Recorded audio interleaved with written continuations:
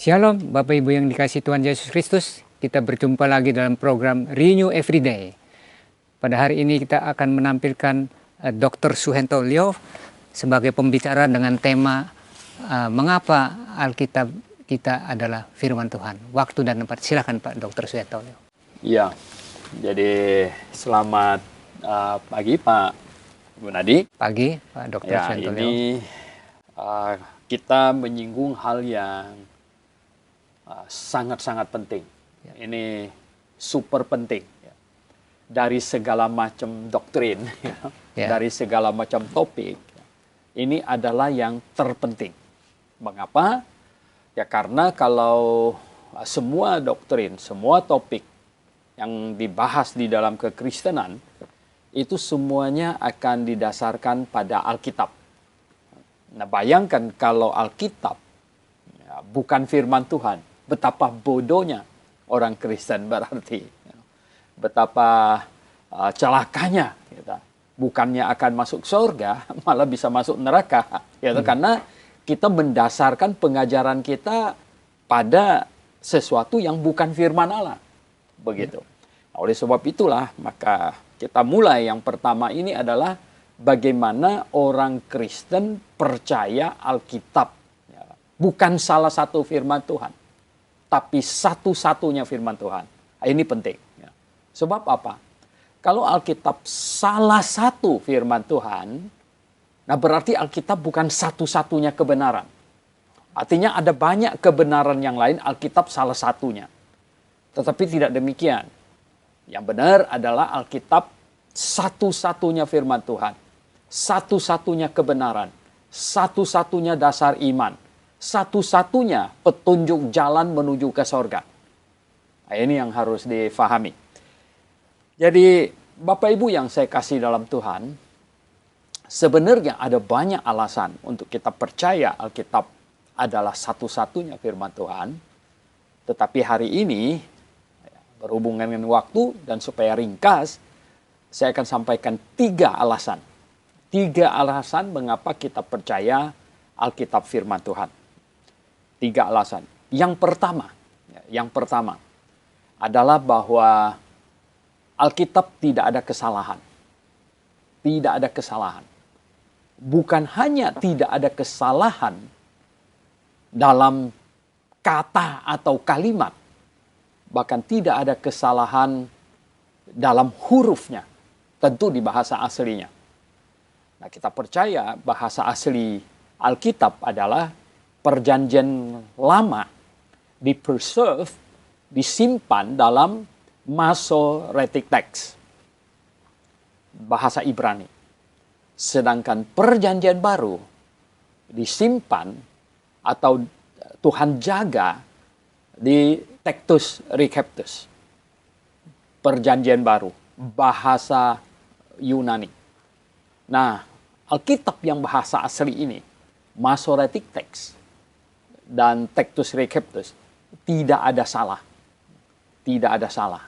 Nah, kalau Bapak Ibu dapatkan kesalahan, boleh cari saya di Sunter, Jakarta Utara. Boleh cari saya. Jadi Alkitab tidak ada salah. Nah, inilah yang luar biasa sekali ya, Bapak Ibu yang saya kasih dalam Tuhan. Ya.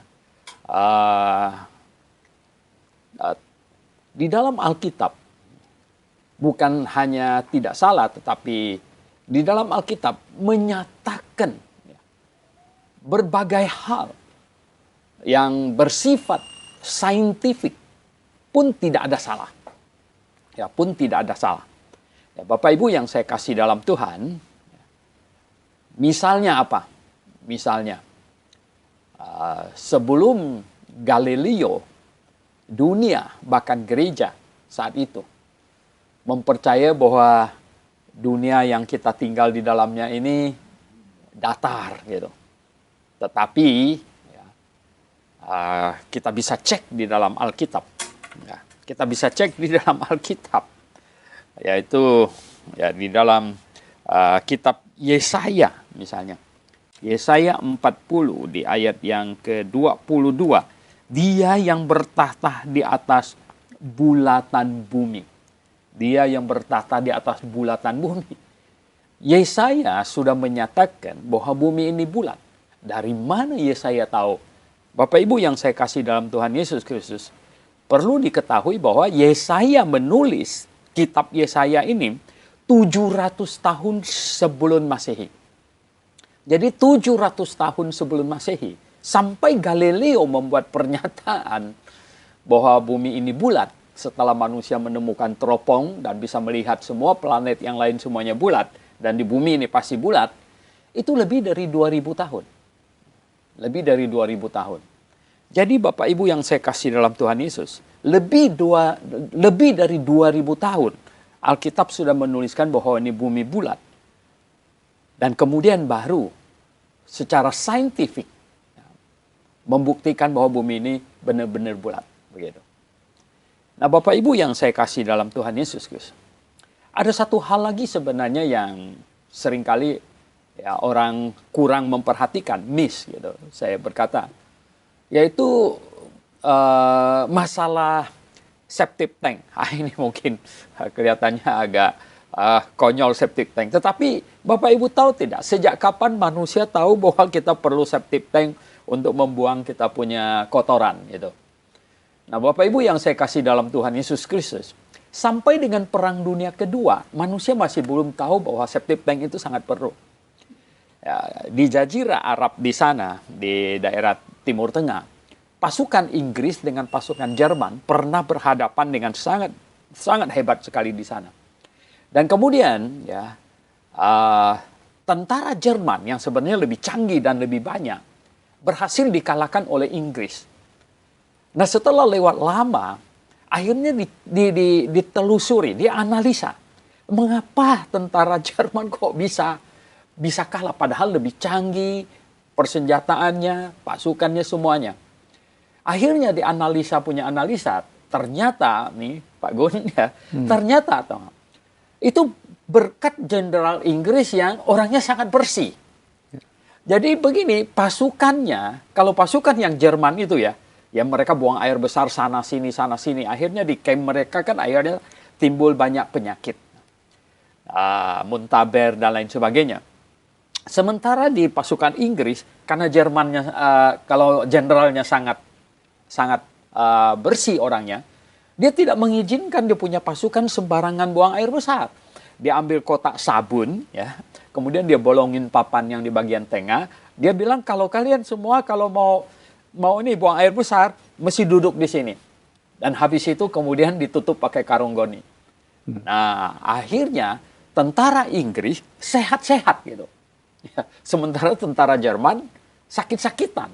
Nah, ketika mereka bertempur, ya kalau orang sakit kan jangankan mau angkat senjatanya, angkat badannya saja sudah susah. Dan dipelajari bahwa ternyata ya itu berkat karena ada septic tank sederhana. Barulah dipelajari bahwa sebenarnya kotoran manusia harus dibuang ke dalam tanah. Padahal di kitab Ulangan, ya, Tuhan sudah pesan kepada bangsa Yahudi. Apa pesannya katanya? Jikalau kamu berperang, ya pergi ke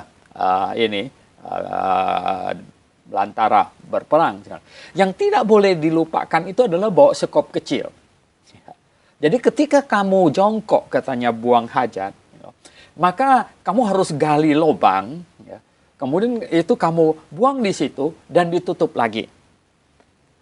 Nah itu dari Musa sampai kepada Perang Dunia Kedua saja, itu 3.500 tahun. Ya, coba Anda bisa bayangkan. Jadi 3.500 tahun Tuhan sudah kasih tahu bangsa Yahudi kepada Musa bahwa perlu septic tank gitu. Nah ini sampai 3.500-an tahun manusia masih belum tahu itu. Jadi Bapak Ibu yang saya kasih dalam Tuhan Yesus Kristus, saya katakan hanya di dalam Alkitab yang memberitahukan hal-hal yang demikian. Itu bukan sekarang dikasih tahu, itu sudah ribuan tahun yang lalu begitu. Jadi nomor satu, Alkitab tidak ada salah. Saya sudah baca dari Kejadian sampai Wahyu ulang-ulang dan di bahasa aslinya. Dan saya tidak ketemu salahnya. Nah, itu yang pertama. Yang kedua, Alkitab adalah satu-satunya buku di muka bumi ini yang memberitahukan hal yang akan datang. Hal yang akan datang. Bukan ratusan tahun di depan, bahkan ribuan tahun di depan. Nah, ini dahsyatnya. Nah, ini yang sebenarnya iblis nggak bisa punya. Nah, iblis itu tahu yang lalu karena dia nggak mati. Jadi dia tahu yang lalu. Dan dia tahu banyak yang sekarang. Oh, karena dia kan hadir gitu. Yang ke depan, yang mungkin jangka sangat pendek, dia bisa tebak-tebak.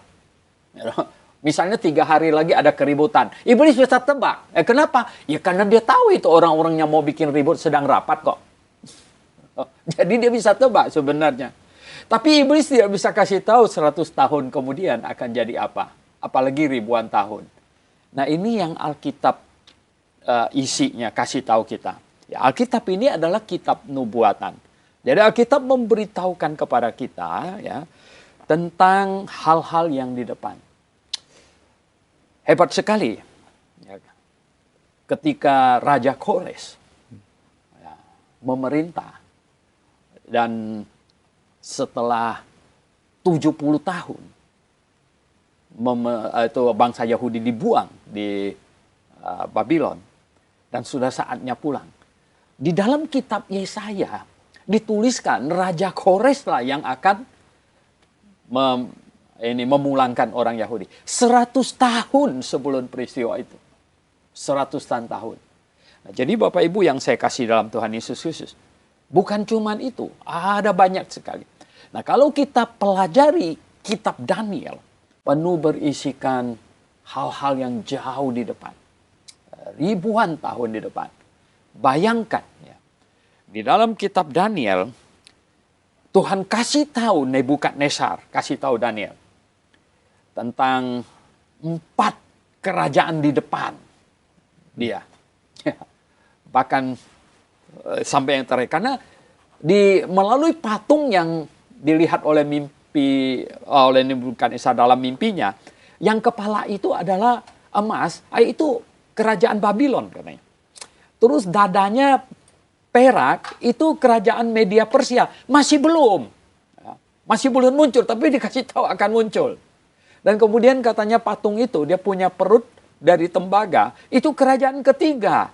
Itu kerajaan Yunani, Alexander. Itu belum, masih jauh di depan. Nah, kemudian dikasih tahu kakinya di sini itu terdiri dari besi. Itu tentang kerajaan Romawi yang masih jauh ratusan tahun di depan. Ya, kemudian dikasih tahu jari kakinya itu besi campur tanah liat. Nah, sebenarnya itu sekarang ini besi sedang campur dengan tanah liat. Dan kemudian kerajaan yang ke-6 sebenarnya itu adalah kerajaan 1000 tahun digambarkan dengan batu yang besar yang menghantam patung itu seluruhnya tepat pada kakinya katanya. Jadi Bapak Ibu yang saya kasih dalam Tuhan Yesus Kristus, hanya di dalam Alkitab lah ada nubuatan tentang hal yang jauh di depan. Ini untuk membuktikan kemahatauan Allah yang menuliskan Alkitab ini. Ya, Allah yang maha tahu. Yang tadi nomor 1, Alkitab tidak ada salah. Itu untuk membuktikan Allah yang maha benar. Allah yang maha benar berfirman, firmannya tidak boleh ada salah. Terus Allah yang maha tahu berfirman, firmannya tidak boleh hanya bisa memberitahukan hal yang lalu. Dan kalau hal yang lalu ya sejarawan bisa mencatat. Nah, hal-hal sekarang ini koran-koran bisa mencatat. Tapi hal yang akan datang 100 bahkan 1000 tahun ke depan, itu kalau bukan Tuhan, tidak ada yang bisa kasih tahu. Maka itulah kita berkata bahwa nomor 2 tadi, itu adalah apa? Alkitab memberitahukan hal yang di depan. Bernubuat. Nah, Allah yang maha benar. Allah yang maha tahu. Yang ketiga sekarang, Allah yang maha suci. Maha suci. Nah, ketika kita bicara Allah yang maha suci, kita bicara Allah yang maha suci, itu mengajarkan moral. Ya, suci itu moral. Jadi Allah yang maha suci sama dengan Allah yang maha bermoral. Ya, maha bermoral. Nah, Allah yang maha bermoral Berarti begini, Bapak Ibu yang saya kasih dalam Tuhan Yesus Kristus. Orang yang semakin percaya Alkitab, orangnya harus semakin bermoral. Ini, Nah, kalau semakin percaya Alkitab menjadi tidak bermoral, ini kacau. Jadi Bapak Ibu yang saya kasih dalam Tuhan Yesus Kristus, simple. Ini logika. Ya, saya mau sampaikan kepada Anda secara logika. Sekarang Allah yang menuliskan Alkitab ini adalah Allah yang maha suci. Itu artinya Allah yang paling bermoral. Pribadi yang paling bermoral. Maha suci loh, bukan agak-agak suci loh. Maha suci. Nah kalau dia maha suci, dia maha bermoral. Semakin orang percaya Alkitab, semakin dekat Alkitab, orangnya semakin bermoral. Dunia akan damai kalau semua orang percaya Tuhan Yesus dan terima Alkitab. Ingat ketika Tuhan Yesus lahir, ada malaikat berseru katanya apa? Damai di atas bumi. Damai. Tuhan itu datang membawa damai. Tuhan datang membawa. Lalu sekarang kenapa tidak ada damai-damai ini? Ini kacau-kacau ini, banyak perang segala macam. Karena dunia menolak raja damai. Ya. Persoalannya di situ. Kalau raja damai ditolak, bagaimana bisa damai? Ya. Nah, tapi kalau dunia menerima raja damai dan sungguh-sungguh menjadikan Alkitab sebagai pedoman hidup, pedoman beriman, beres dunia ini. Di dunia akan seperti di sorga sebenarnya. Nah, karena pembangkangan inilah maka terjadi banyak kekacauan. Gitu. Bapak Ibu Saudara yang saya kasih dalam Tuhan Yesus, Pak Gun, ada orang bilang sama saya, kalau moral katanya Kristen bukan yang paling bermoral. Nah, yang lain juga ada lumayan moral. Tetapi saya bilang begini. Hanya di dalam Alkitab yang ada berkata, kasihilah sesama manusia seperti dirimu sendiri. Hanya di dalam Alkitab. Hanya di dalam Alkitab yang berkata, kasihilah musuhmu malah. Berarti nggak ada musuh sebenarnya. Orang Kristen yang percaya Alkitab, tidak ada musuh. Musuh disayang bukan jadi musuh lagi. Gitu. Itu sudah nggak musuh lagi. Jadi, kasihilah musuhmu. Nah, ada yang berkata kepada saya, Pak, Konghucu mengajarkan moral lumayan hebat katanya. Misalnya apa? Ya, Konghucu mengajarkan the golden rule of Confucius. Ya, itu bagus sekali. Janganlah engkau perbuat sesuatu yang engkau tidak mau orang lain perbuat padamu. Sangat bagus. Sangat bagus. Artinya kalau saya tidak mau dikhianati orang, saya jangan mengkhianati orang. Kalau saya tidak mau dicurangin orang, saya jangan mencurangin orang. Ya bagus dong. Makanya pengajaran Konghucu lumayan untuk menenteramkan dunia sebenarnya. Tetapi bagaimana dengan pengajaran Tuhan Yesus?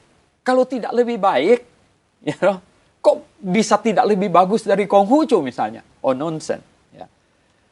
Kalau kita baca di Matius, Injil Matius, pasal yang ke-7 ayat yang ke-12. Bunyinya apa? Injil Matius pasal 7 ayat 12 berbunyi begini. Segala sesuatu yang kamu kehendaki supaya orang perbuat kepadamu, perbuatlah demikian juga kepada mereka. Segala sesuatu yang engkau inginkan orang perbuat padamu, perbuatlah itu. Apa beda dengan punya Konghucu? Konghucu dari aspek negatifnya. Tuhan Yesus dari aspek positifnya. Konghucu bilang, janganlah engkau perbuat sesuatu yang engkau tidak mau orang lain perbuat padamu. Tuhan Yesus punya, perbuatlah segala sesuatu yang engkau mau orang lain perbuat padamu. Beda. Ya. Tentu punya Tuhan Yesus lebih baik. Ya. Masalahnya di mana? Otaknya Konghucu Tuhan Yesus yang buat. Sudah pikirnya lumayan hebat. Ya loh. Finalnya cuma dapat negatifnya. Tuhan Yesus rupanya masih simpan satu jurus. Terakhir yang punya dia. Segala sesuatu yang engkau ingin orang lain perbuat padamu, perbuatlah kepada mereka. Nah Bapak Ibu yang saya kasih dalam Tuhan Yesus. Mengenai satu hal ini. Saya ingin kasih tahu Bapak Ibu sekalian bahwa begini.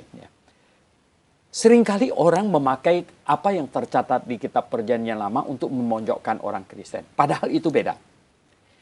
Apa yang tercatat di dalam Alkitab Perjanjian Lama itu masa teokrasi. Masa teokrasi. Seperti orang berbuat ini, Tuhan suruh tumpas dia, habiskan segala. Itu adalah pemerintahan teokrasi. Artinya apa? Ini pemerintahan bangsa Yahudi yang untuk menertibkan segala sesuatu itu. Nah, tetapi Alkitab tidak pernah bikin kesalahan. Ada yang tanya macam begini. Loh, katanya paling bermoral. Bukankah ada tercatat misalnya Daud pergi ambil istri orang? Kita berkata bahwa Alkitab mencatat secara fair. Apa yang diperbuat oleh Daud benar dan salah. Tapi Alkitab tidak pernah memerintahkan, Tuhan tidak pernah memerintahkan orang ambil istri orang. Tetapi Daud pernah bikin kesalahan itu. Daud pernah bikin kesalahan itu. Abraham pernah bikin kesalahan nggak? Pernah. Abraham pernah bikin kesalahan. Salomo pernah bikin kesalahan. Jadi semuanya pernah bikin kesalahan. Justru ini untuk membenarkan statement Alkitab bahwa tidak ada orang benar, satu orang pun tidak ada. Semuanya orang berdosa, semuanya orang salah. Begitu. Oke, jadi cukup 3 poin ya. Sebenarnya ada banyak sekali ya. Allah yang maha benar, Alkitab tidak ada salah.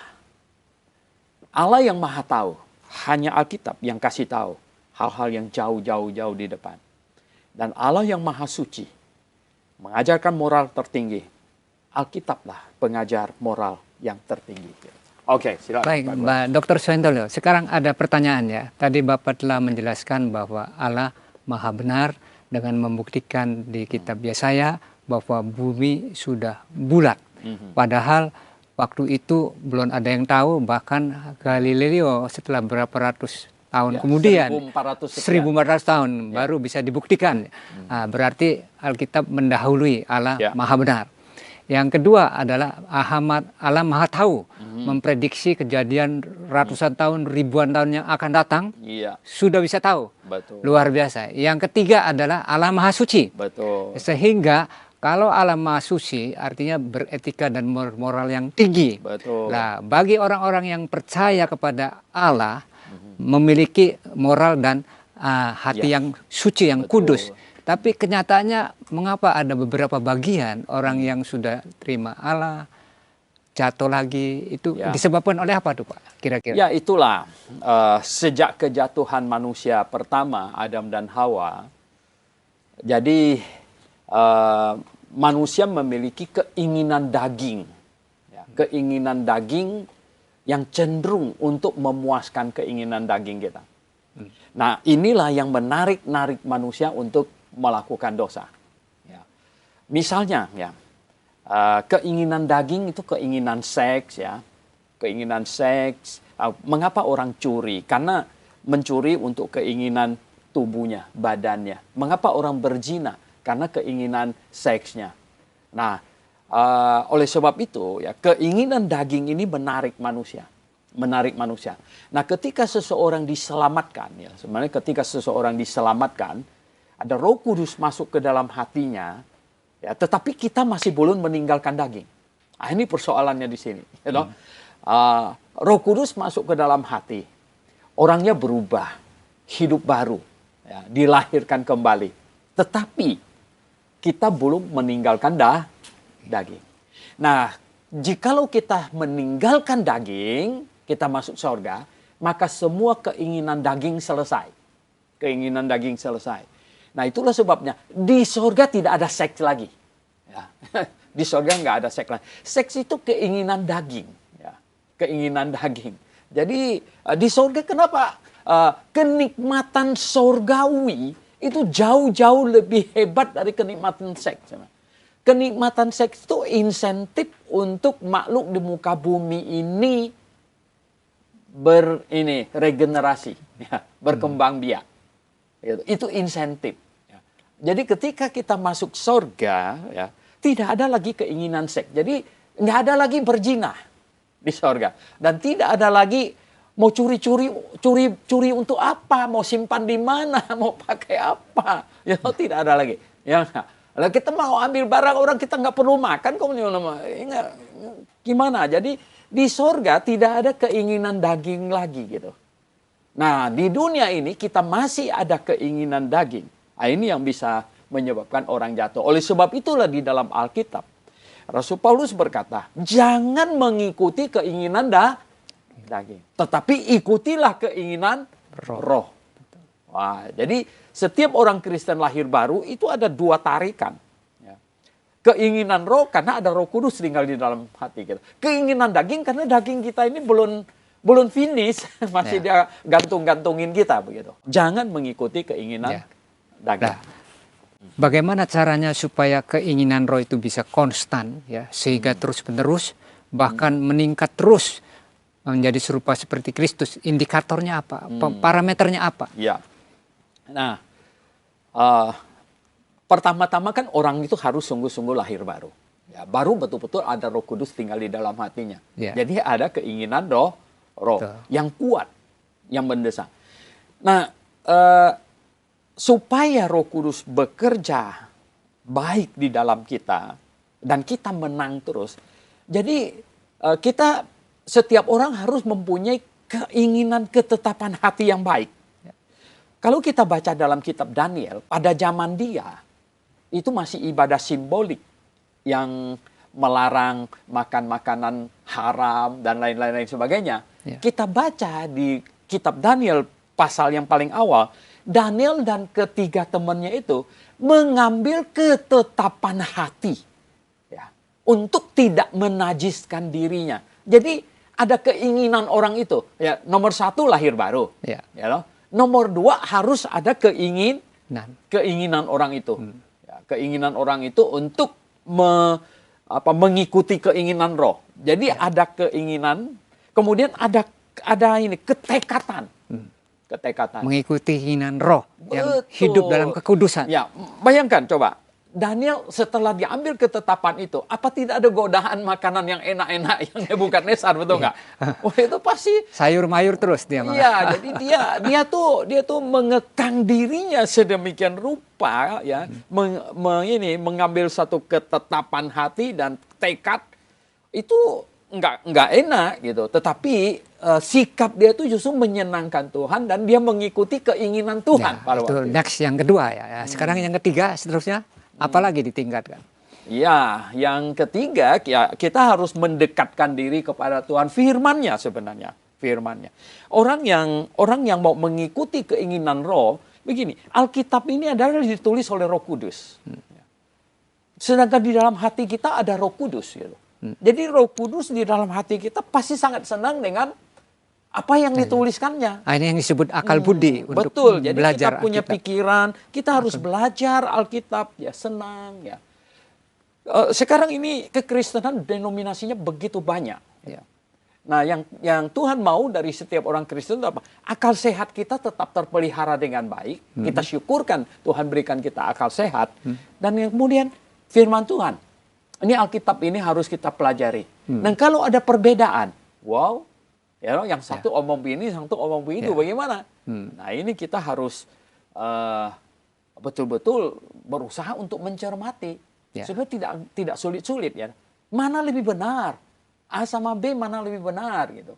Jadi pengajaran Alkitab ini jauh lebih penting nomor satu ya. Betul. Ya, pujian penyembahan boleh, tapi Alkitab harus nomor satu di atas. Hati-hati, pujian-pujian segala macam tuh hati-hati. Ya. Sebab apa? Karena itu barang yang iblis bisa susupin punya.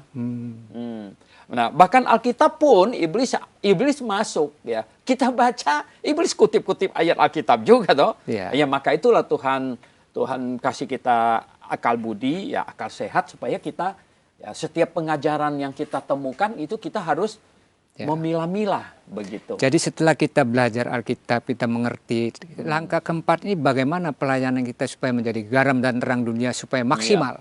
Iya, ini indah sekali pertanyaannya.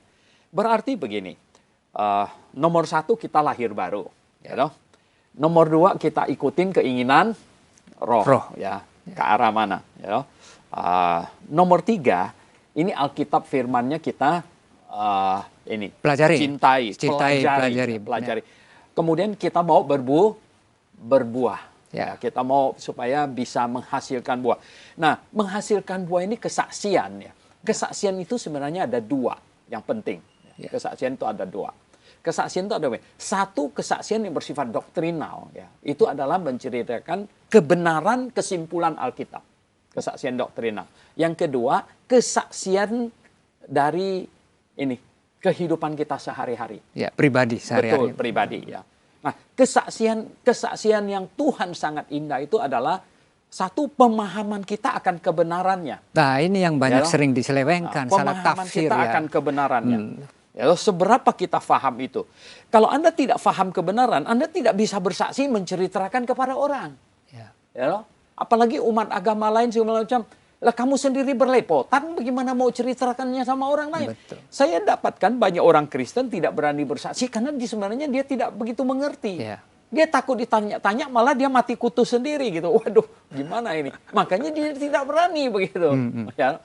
Dan yang kedua adalah kehidupan kita. Ya. Tuhan sebenarnya tidak mau kita bersaksi, ini orang lain pula, waduh cerita sana, cerita sini. Kadang-kadang belum tentu benar gitu. Ya. Ya, itu bohong yang sudah berjenjang, yang sudah apa, dusta yang sudah diulang-ulang kemana-mana, ular udah tambah kaki, tambah telinga segala macam itu ya, itu sudah nggak benar. Dan Tuhan mau tuh kesaksian kita itu adalah kita sendiri, maksudnya hidup kita benar, ya, keluarga kita benar, anak-anak kita rapi, ya loh. Efeknya dari apa? Dari iman kita yang benar, gitu ya. Ini orang dia bersaksi kehebatan orang lain, kehebatan sana, keluarganya berantakan gitu. Ini bukan kesaksian namanya gitu. Oke. Oke, jadi udah sampai langkah keempat. Yang terakhir apa kira-kira supaya makin maksimal lagi? Action. Action. Bagaimana actionnya? Ya, banyak orang kan, aduh, ya toh, mau sih mau dalam hati mau ya toh, action ya toh. Nah, action memang harus melakukan ya, bersaksi, ya berani bicara. Ya toh. Kemudian sebenarnya kalau orang ya bisa juga mendukung yang baik, yang benar. Yeah. Sebelum Anda mendukung secara finansial, ya, Anda pastikan dulu pengajaran orang ini benar. Ya. Ini pengajaran yang benar. Gitu. Ya. Kalau pengajaran demikian ini semakin diwartakan dan dipegang semakin banyak orang percaya, ini akan positif. Saya mau dukung. Action. Baik. Okay. Luar biasa. Bapak Ibu Saudara yang kasih dalam Kristus. Bagi saudara yang mungkin saat ini sedang melayani dalam keadaan yang pesimis, dalam keadaan yang berkecil hati, dalam keadaan yang tidak mempunyai tujuan. Dengarkanlah program kita ini sehingga Anda bisa berubah. Kalau Anda ingin menjadi profesi seorang penginjil, menjadi penginjil yang besar dan penginjil yang gagah perkasa dan penginjil yang luar biasa sesuai dengan kehendak Tuhan. Oleh karena itu, saudara, apabila Anda ingin konseling dan pertanyaan dari segala macam, hubungilah telepon di bawah ini, ya, catat dan nanti saudara bisa hubungi kita akan balas, kita akan doakan dan supaya kita bertumbuh menuju kedewasaan rohani. Haleluya. Kita akhiri program yang pertama ini, kita akan lanjutkan lagi dalam seri yang berikut. Terima kasih, Tuhan memberkati. Terima kasih, Dr. Suhento Leo. Terima kasih, Tuhan berkati. Amin. Amin.